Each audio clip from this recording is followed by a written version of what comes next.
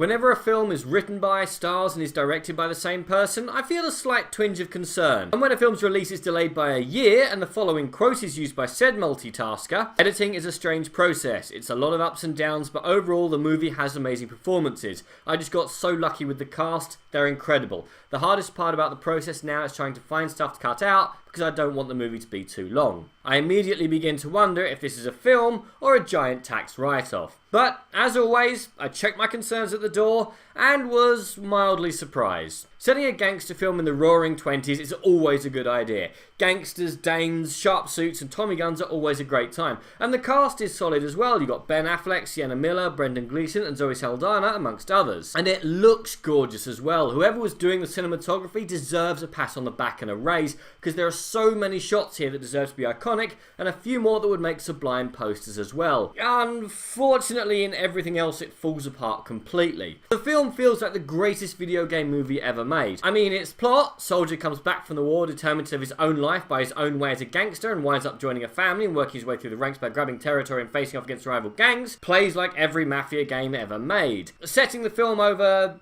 I'm gonna say, a decade. The movie never gives us a timeline and nobody ever seems to age, so for all I know this took place over a long weekend, means it feels very episodic. Narration sets the scene. Affleck is presented with a problem with which he either talks or shoots his way out, then narration, and we rinse and repeat.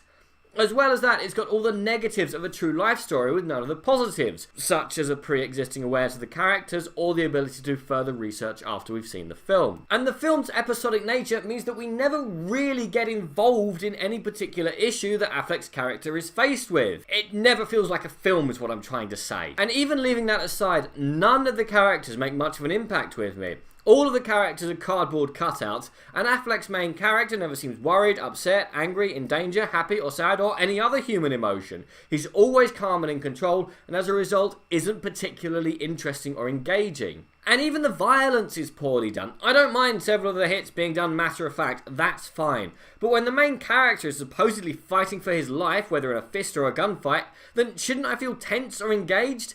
And I simply didn't. The fact that Affleck sounds like he was recording his narration whilst coming around from under anaesthetic and he wasn't particularly interested in doing it in the first place doesn't help things either. Live by Night is glorious to look at and with a solid cast, but feels episodic and lacks tension, thrills, or even interesting characters. And it failed completely to silence the little voice in my head that spent the entire film whispering, why are we watching this when we could be at home watching Boardwalk Empire? But what did you guys think? And what is your favourite gangster film that doesn't feature the Corleone family? Comment below, let me know. I'm Daniel, this has been A Dunking. If you've enjoyed this video, please like, share, and subscribe.